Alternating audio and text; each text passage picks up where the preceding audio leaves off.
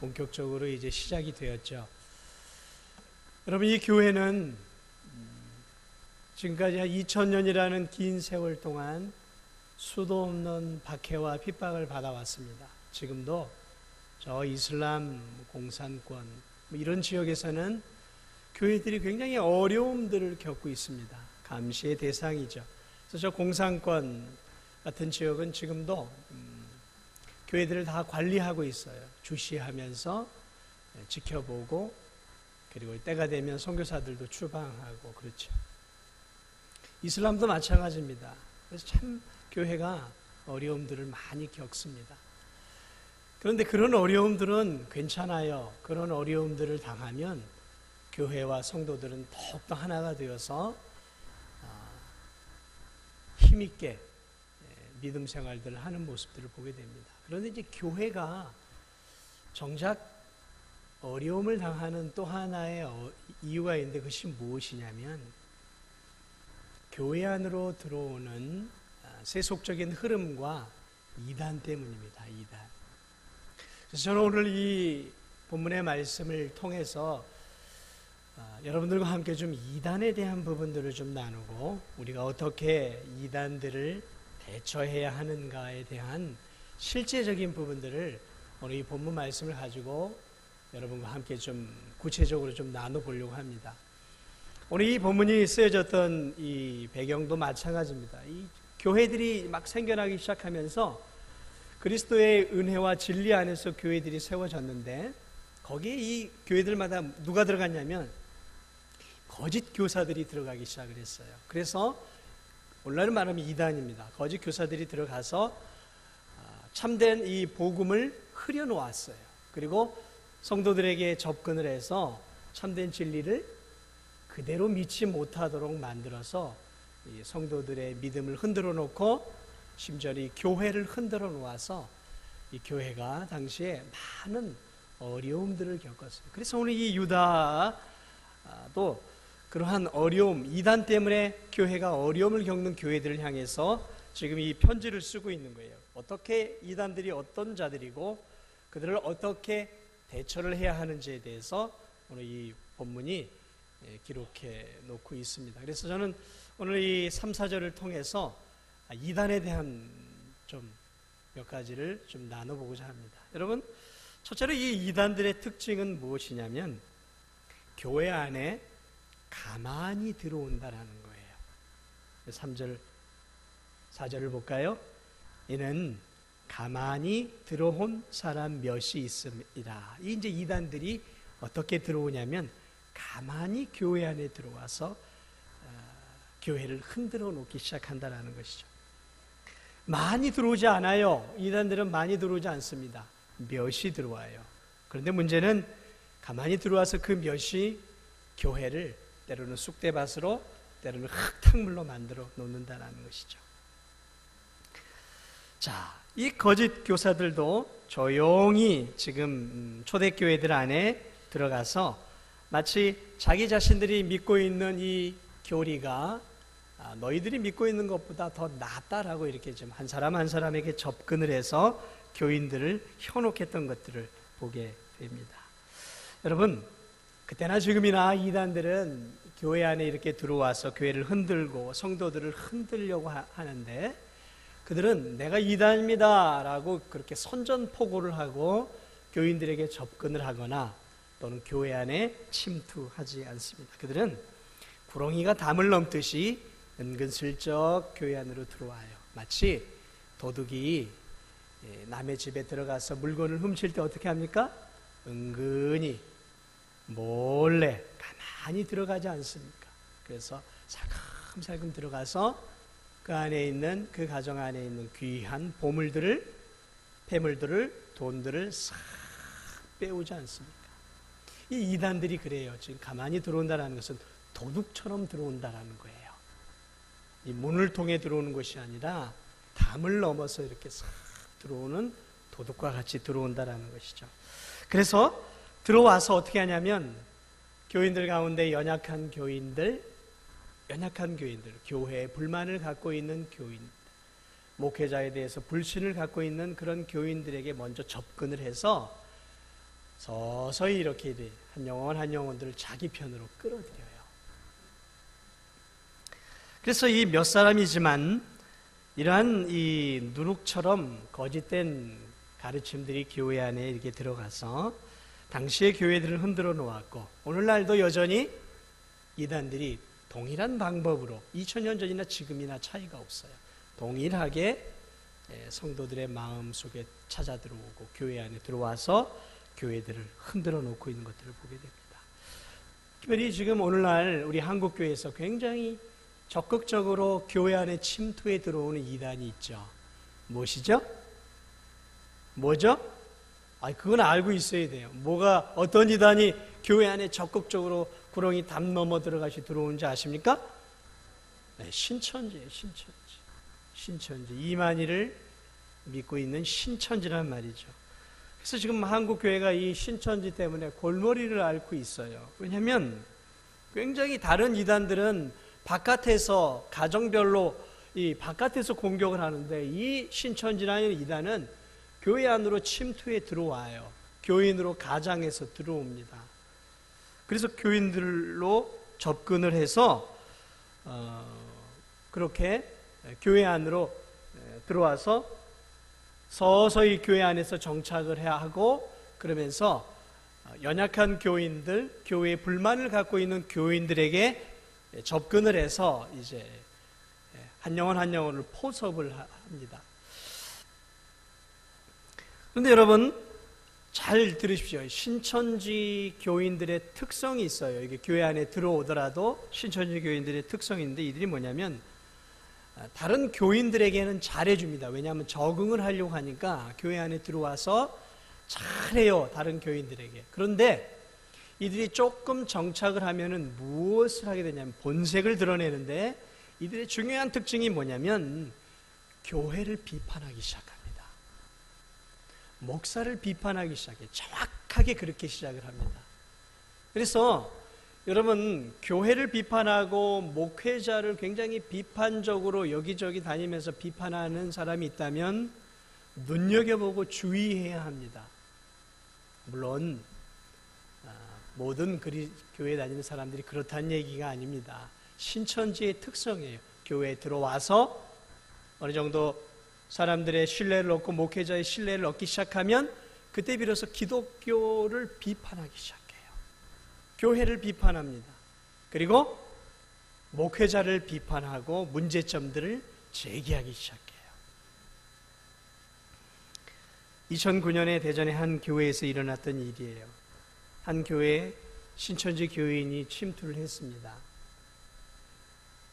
들어와서 이 여인이 목회자에게 그렇게 잘해 주었어요. 목회자에게 선물도 주고 밥도 사주고 굉장히 애를 많이 썼어요.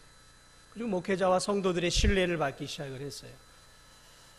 인정을 받기 시작하면서 이 사람이 했던 게 뭐냐면 전도하기 시작합니다. 그런데 누구를 데려왔겠습니까? 신천지 교인들 하나둘씩 데려오기 시작을 한 거예요. 그 교회에. 그래, 그 교회에 전도도 잘해서 막 신천지 교인들인지도 모르고 이제 데리고 들어와요. 그러니까 이제 인정을 받기 시작합니다. 데려온 사람도 인정을 받기 시작해요. 그 다음부터 이제 이 사람들이 하기 시작한 것이 무엇이냐면 목회자를 비판하기 시작합니다. 저 목사 원래는 전도사였대. 그런데 이상한 신학교에서 이렇게 무인가로 받아가지고 들어왔대. 술 마신대. 교회 돈을 제멋대로 쓰고 돌아다닌대. 이러면서 자기와 이제 친분이 깊은 성도들에게 목회자를 비판하고 또 교회를 비판하기 시작해요. 그런 것들이 이제 점점 퍼져나갔어요. 그런데 감사한 것은 이 교회가 다행히 목회자를 굉장히 신뢰하고 있었던 교회였어요. 이게 포섭을 해도 잘 넘어오지 않아요. 그러던 차에 그 교회에서 이단 세미나를 열게 되었어요. 이제 몇 주에 이단 세미나가 있습니다 라고 광고를 합니다. 그러니까 이 신천지 이 사람들이 전도를 해도 이 포교를 해도 넘어오지는 않고 이단 세미나를 한다고 하니까 겁을 털컥 먹고 이단 세미나를 한 2주간 앞두고 그 무리들이 한꺼번에 싹 빠져나가 버린 거예요. 그리고 그 교인들이 그 사실을 이제 뒤늦게 알게 된 것이죠. 그래가지고 교인들이 이제 멘붕이 온 거예요. 그렇게 자신들과 함께 했었던 그 사람들이 신천지였다라는, 그리고 이 교회를 삼키려고 들어왔던 사람들이었다는 것을 깨닫고 굉장히 큰 상처를 받았던 그러한 사건들이 있는 것들을 보게 됩니다. 구렁이 담 넘어들이 들어와요. 제가 저와 가까이 있는 이야기 그만 들은 것도 한두 가지가 아니에요. 저와 가까운 분들의 실제적인 교회 안에서. 그래서 심지어는 작은 교회들 같은 교회는 그런 식으로 해가지고요, 목회자를 비판을 해서 목사를 교회에서 쫓아냅니다. 그리고 초빙을 해서 데려온 목회자가 누구냐면 신천지 목회자예요. 그래서 그 교회 자체가 완전히 어떻게 되냐면 신천지 교회로 완전히 넘어간 거예요. 저 한국교회에서 이런 일들이 심심치 않게 일어나고 있어요. 땅을 치고 통곡할 일들이 일어나는 거죠. 지금 목포에서도 제가 이렇게 친하게 교제하고 있는 그런 목사님 한 분이 최근에 저한테 그런 얘기를 해주더라고요. 참 가슴 아픈 이야기였어요.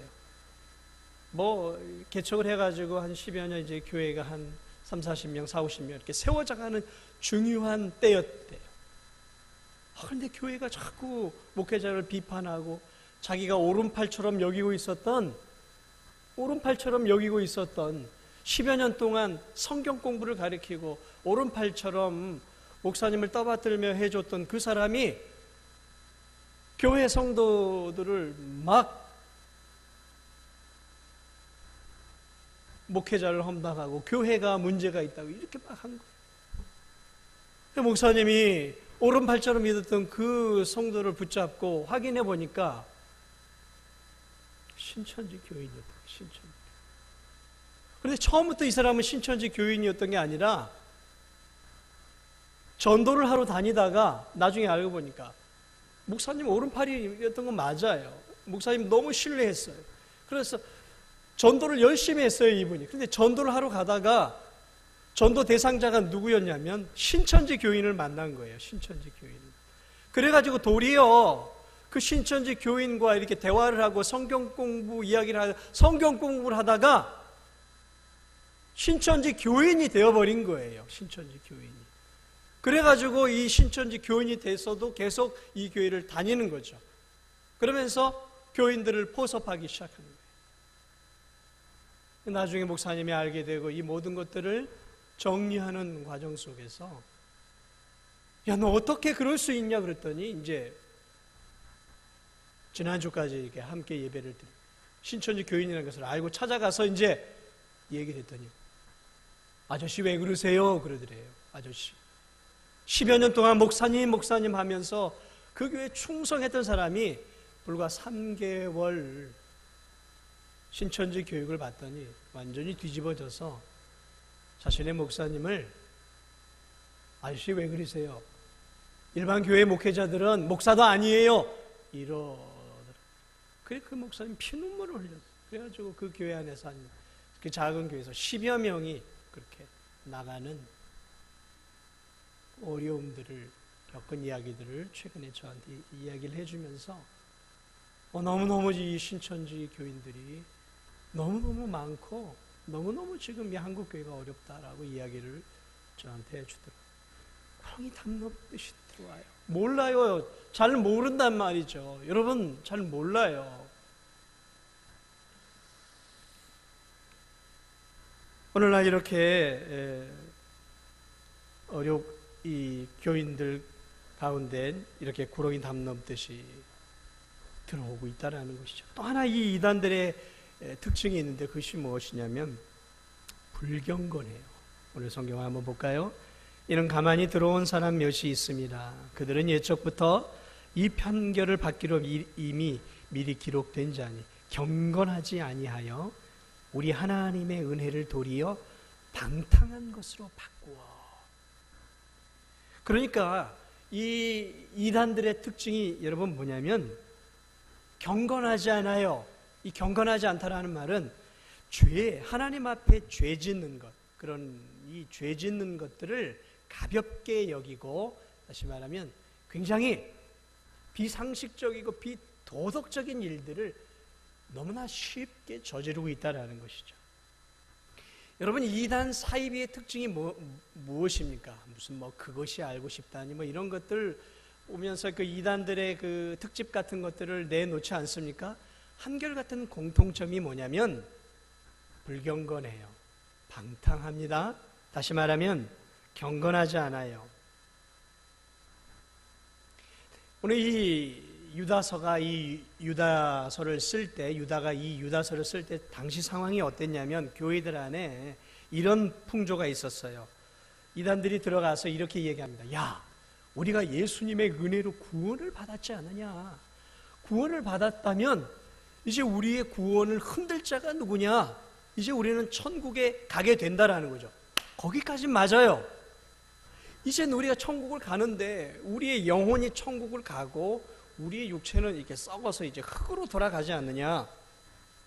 그러니까 영혼이 천국을 가는데 이 더러운 육신, 이런 육신은 결국 썩어서 흙으로 가니까 이 육신 너희들이 그냥 방탕하게 해도 괜찮아. 그냥 세상에서 누릴 건 누리고 즐길 거 즐기고 쾌락을 즐겨도 괜찮아. 어차피 이 육체는 썩어져 죽을 거고 영혼만 천국을 가니까 너희들 마음대로 살아도 괜찮아.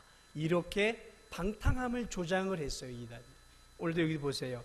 은혜를 도리어 방탕한 것으로 바꾸었다라고 말하고 있어요.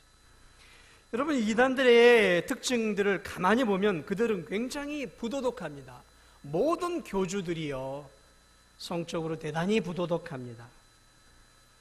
그리고 이 이단들에게 빠지게 되면 가정이 없어요. 가정이 붕괴됩니다. 지난번에 여러분 신천지 특집을 혹시 보셨는지 모르겠는데, 신천지 특집을 해서 신천지에 자식들이 빠져가지고 그 자식들을 부모가 알고 끄집어 옵니다. 그랬더니 그 아들이 부모를 향해 뭐라고 해요? 아줌마 왜 이러세요? 그래요. 아줌마 왜 이러세요? 어머니 아버지가 가슴을 치면서 그 아이들이 신천지에 빠진 것을 건져내서 살려보려고 하니까 그 아이들이 부모에게 한다는 소리가, 아저씨 왜 그러세요? 여러분, 이단들은 인륜이 없어요. 인륜이 부도덕해요. 가정이 없어요. 오직 자기 구원만을 위해서라면 온갖 비행과 거짓말, 자신들은 모략이라고 하는 거짓말을 일삼는 것을 당연히 여겨요. 직장도 팽개치게 만들어요. 그러니까 이 사회와 도덕의 가장 기초가 되는 가정과 사회가 건강하게 서야 할 이 모든 뿌리들을 다 무시합니다. 상식이 없어요. 비도덕적이고요. 비윤리적이에요. 그러므로 여러분, 그런 것들을 주의 깊게 보셔야 돼요. 기독교는 그렇지 않습니다. 내 부모를 공경하라. 사실 기독교는요, 굉장히 고상한 종교입니다, 여러분. 너무너무 거룩한 종교죠. 그렇게 우리가 살지 못한 게 문제인 것이지, 강단에서 선포하는 말씀이나 성경의 진리는 너무너무 고상합니다. 그러나 이단들은 그렇지 않아요. 아까도 제가 말씀드렸지만 10여 년 이상 섬겼던 목사를 향해서 그 젊은 집사가 뭐라고 얘기하냐면, 아저씨 왜 그러세요? 당신 목사도 아니지 않습니까? 그렇게 바뀌어버려요. 직업을 가지고 사회에서 신실하게 사는 거 원하지 않아요. 그저 자신들의 공동체 집단 안에 들어와야 하고, 모든 것들을 포기하고, 가정도 포기하고, 직장도 포기하고, 자식도 포기하고, 아내도 포기하고, 오직 구원을 위해서만 자신들 집단에 충성해야만 구원을 얻을 수 있다는 것이죠. 무슨 14만 10 안에 들어가야 한다는 등. 그래서 교주에게 몸을 바치는 그러한 그 이단 안에 들어간 성도들의 모습들이 얼마나 많습니까? 이처럼 여러분, 이단들의 특징은 대단히 불경합니다. 불경건해요. 그리고 세 번째 이단들의 가장 중요한 특징이 뭐냐면 4절 다시 보겠습니다. 끝부분 쪽이에요. 홀로 하나이신 주제 곧 우리 주 예수 그리스도를 부인하는 자니라. 이게 이단들의 공통점입니다. 그들은 예수 그리스도를, 예수님을 우리가 믿고 있는 것처럼 우리의 구주요, 하나님의 아들이요, 우리가 예수 그리스도를 믿어야 구원을 받는 구속주로 그들은 믿지 않아요. 이단들의 공통점이에요. 당시에도 마찬가지였어요. 예수 그리스도의 인성을 완전히 부인해 버렸어요. 예수님을 반쪽짜리로 만들어 버렸어요. 그러니까 예수님을 통해 구원을 얻을 수가 없는 것이죠. 오늘날 많은 이단들의 특징이 무엇입니까? 예수가 아니라 교주예요. 교주를 믿고 교주를 붙잡고 교주를 맹종을 해야 그 교주를 통해 구원을 받을 수 있어요. 그래서 한번 그 덫에 걸려 들어가면 몸도 잃고 정신도 잃고 모든 것들을 다 빼앗깁니다. 다 뺏어가요. 완전히 한 인간을 파멸에 만들어버려요. 파멸시켜버려요. 가정도 부모도 형제도 없는 거예요. 말 그대로 광신자가 되어서 자기의 구원밖에 모르는 그러한 사람으로 만들어 버린다는 거죠. 신천지 교주 이만희가 만왕의 왕입니다. 예수 그리스도의 그 사람이 구주입니다. 하나님의 교회 안상홍 그의 아내였던 장길자. 여러분 요즘 혹시 경험해 보시지 모르겠는데 요즘 돌아다니다 보면 또는 이렇게 막 초인종 드리면서 어머니 하나님을 들어보셨습니까? 라고 질문을 해요. 어머니 하나님 누구예요? 하나님의 교회 그 장길자 안상홍, 죽은 안상홍의 아내인 장길자를 어머니 하나님으로 모시고 있어요. 하나님 아버지니까 아버지의 어머니도 있어야 된다라는 거죠. 부부여야 된다라는 것이죠. 그런 논리로 어머니 하나님을 지금 강조를 하고 있는 거죠. 기가 막힌 거죠. 어머니 하나님에 대해서 들어보셨습니까? 제7일 이 제7일 안식기로부터 나온 게 바로 이 하나님의 교회입니다. 자, 어쨌든 이러한 이단들이 사랑하는 성도들을 현혹을 해요. 꼭 믿는 사람들을 건드립니다. 저 예수님 믿어요. 그러니까 오는 거예요. 믿음의 사람들을 공격을 하지 믿지 않는 사람들을 하지. 그러니까 이 사람들은 상식이 없는. 여러분 상도라는 게 있지 않습니까? 믿는 사람을 건드리면 안 되는 거죠. 그건 기본 아니겠습니까?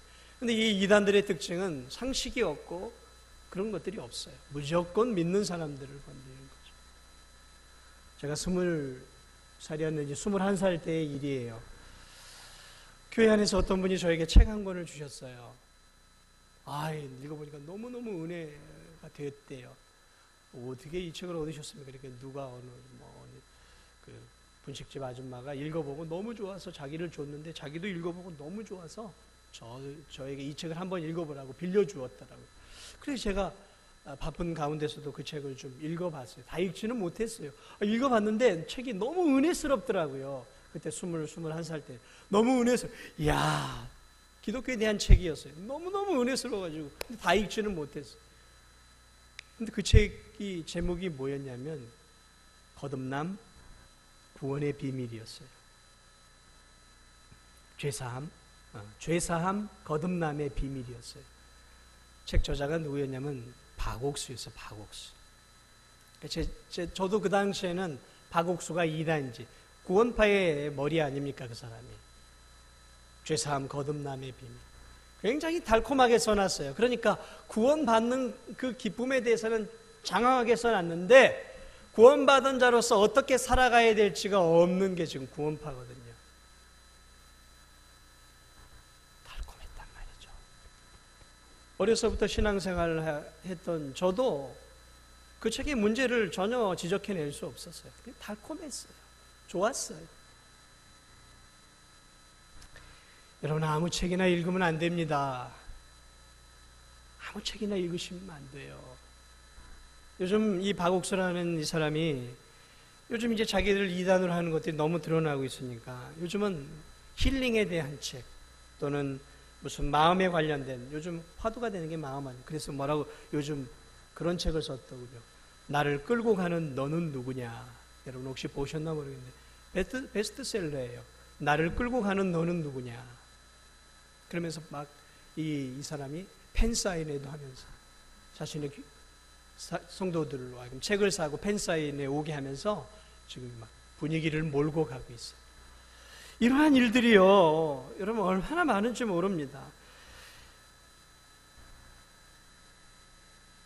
얼마나 많은 위장 세미나가 있는지 모릅니다. 여러분 자기 개발 특강, 연애 특강, 회복 세미나, 찬양 집회, 말씀 집회, 아버지 학교, 무슨 힐링 아버지 학교를 모방하는 것들도 있어요. 문화센터, 평생교육원, 문화공연, 손금, 타로, 재능기부, 운동, 동아리, 아주 엄청나게 상담, 무슨 MBTI니 이런 거 해주면서요, 전방위적으로 공격해 들어오고 있어요. 그러니까 뭐가 뭔지 저도 몰라요. 어떻게 성도들을 유혹하는지에 대한 것들이 너무너무 많아요. 감당할 수가 없어요. 요즘 대학들, 이 전남권 무슨 이 대학들은 완전히 그들의 아지트가 될 만큼 너무너무 지금 공격을 해요. 아예 신천지 교회를 나 신천지 교회입니다라고 드러내 놓을 정도가 되었어요. 이 전남권 쪽. 여러분, 우리가 어떻게 싸워 이길 수 있겠습니까? 여러분, 이길 수 있겠어요? 분별할 수 있겠습니까? 그러므로 여러분에게 먼저 몇 가지만을 말씀을 드립니다. 여러분, 바깥에서 무슨 설문조사한다라고 접근하면 하지 마세요. 설문조사한다고 하면 하지 마세요. 안 해도 괜찮아요. 하지 마세요. 그리고 절대로 할 수만 있다면 전화번호 넘겨주지 마세요. 여러분의 전화번호 함부로 넘겨주지 마세요. 설문조사 함부로 하지 마세요. 그리고 가장 중요한 것만 하나 말씀을 드립니다. 절대로 교회 바깥에서 성경 공부하지 마세요. 이단들의 100% 포교의 전략은 뭐냐면, 교회 바깥에서 성경 공부, 무료 성경 신학원, 무료 제자 훈련, 무료로 가르쳐 준다는 거죠. 아주 훌륭한 선교사, 아주 훌륭한 목사, 아주 훌륭한 전도사가 있어서 당신의 교회 목회자하고는 비교할 수 없는 생명의 진리를 가르쳐 주니까 한번 오라라는 거예요.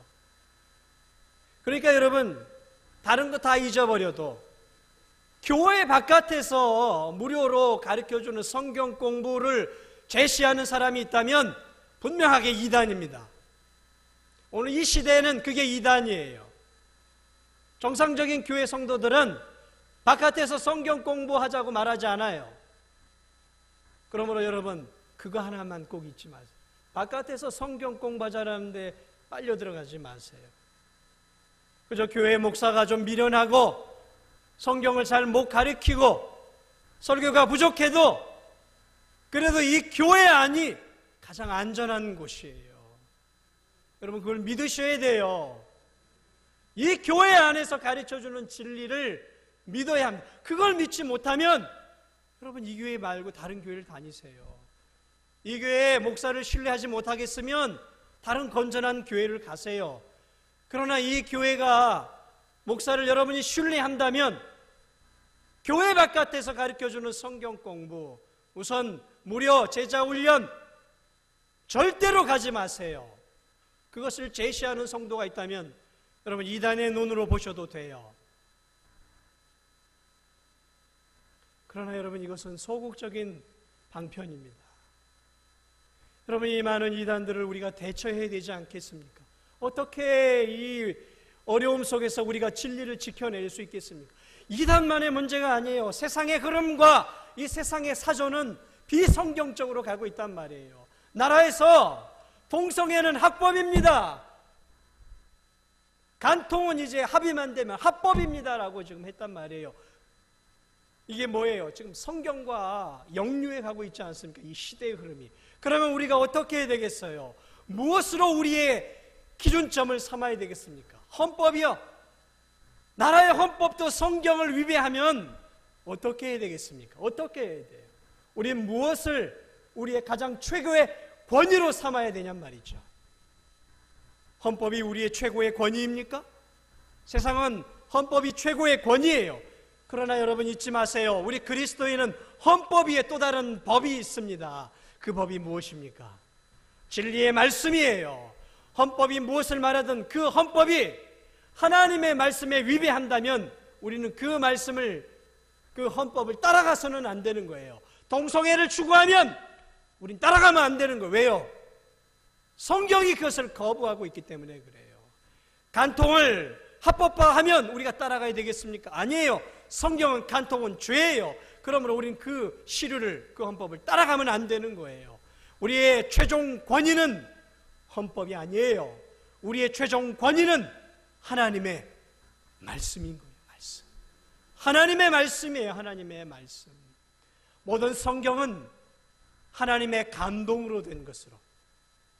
여러분, 왜 우리가 성경을 최고의 권위를 우리가 그 위에 두어야 되냐면, 성경은 일반 책이 아니기 때문에 그래요. 성경은 하나님의 감동을 받은 사람들이 쓴 거예요.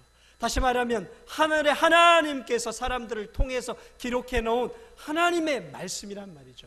그러므로 우리는 모든 권위를 성경 위에다 두고 성경을 통해서 헌법을 봐야 되고, 성경을 통해서 세상의 법을 봐야 하고, 성경을 통해서 세상의 흐름을 비추어서 성경 안에서 판단하고 결정을 해야 하는 거예요. 이단도 마찬가지입니다. 이단인지 아닌지를 어떻게 알 수 있어요? 내가 하나님의 진리의 말씀을 분명하게 알고 있다면, 우리 주 예수 그리스도만이 우리의 구주고 하나님의 아들이고 예수 그리스도를 통해 구원을 얻을 수 있다라는 이 분명한 사실, 다른 이름으로서는 구원을 얻을 수 없나니 천하인간의 구원을 얻을 만한 다른 이름을 우리에게 주신 일이 없다라는 그 분명한 성경의 진리들, 오직 예수 그리스도만이 하나님께서 보내주신 참 우리의 구주다라는 이 분명한 성경의 진리들을 우리가 붙잡고 산다면, 우리가 이단의 유혹들을 못 이기겠습니까? 이길 수 있는 거예요. 그러므로 에베소 6장처럼 하나님의 말씀으로 전신갑주를 해야 되는 거예요. 머리서부터 발끝까지 하나님의 말씀으로 우리 자신들을 무장할 때, 교회가 진리의 말씀으로 무장할 때, 교회가 이단과 세속의 흐름으로부터 무너지지 않고 참된 교회로 갈 수 있고, 여러분들도 마찬가지예요. 진리의 말씀이 여러분을 머리부터 발끝까지, 여러분의 심장과 여러분의 머리를 하나님의 말씀으로 채울 때 이단이 왔다가 도망가는 거예요. 그러므로 여러분, 말씀을 알기에 힘쓰십시오. 진리의 말씀을 배우기 위해 힘쓰십시오. 진리의 말씀을 듣기 위해 힘쓰십시오. 그 진리의 말씀이 여러분을 이 악한 세상에서 이단으로, 세속적인 그리스도인으로, 세상을 사랑하는 그리스도인으로 빠지지 않도록 여러분 자신을 지켜줄 수 있는 거예요. 그러므로 여러분, 우리에게는 오직 말씀이에요. 오직 말씀. 한번 따라하겠습니다. 오직 말씀. 그렇습니다. 우리에게는 오직 말씀이에요. 오직 말씀. 그 말씀에 비추어서 이 세상을 살아가야 하는 거예요. 그 말씀을 붙잡고 살아갈 때 그 말씀이 내 속에 역사하는 거예요. 그래서 그 말씀이 살아 움직여서 나를 변화시키고 나를 지켜주는, 하나님의 말씀은 하나님의 감동으로 된 것을 교훈과 책망과 바르게 함과 의로 교육하기에 유익하다고 했어요. 그 말씀만 붙잡고 우리가 살면 그 말씀이 우리를 하나님이 기뻐하는 사람으로 인도해 준다는 것이죠. 그러면 여러분, 말씀을 사랑하십시오. 말씀을 읽으세요. 주의 말씀이 여러분의 발에 등이 되게 하시고 여러분의 먼 인생의 앞길을 비춰주는 빛이 되게 하십시오. 말씀을 붙잡고 사세요. 말씀의 등을 붙잡고 날마다 사세요. 그리고 그 말씀의 등을 통해서 내게 주어진 이 땅의 이 모든 흐름들을 비추어 보세요. 그리고 그 말씀을 따라 여러분들이 걸어갈 때 우리가 실족하지 않고 끝까지 믿음의 정도를 걸어 하나님 나라에 갈 수 있는 것입니다. 아무쪼록 오늘 이 말씀을 통해서 다시 한번 오직 말씀, 오직 진리의 말씀만이 내가 살 수 있는 길이다라는 사실을 기억하고 말씀을 사랑하고 하나님의 말씀, 그 말씀을 붙잡고 날마다 믿음의 길을 걸어가는 우리 사랑하는 성도들이 다 되시기를 예수 그리스도의 이름으로 축복을 드립니다.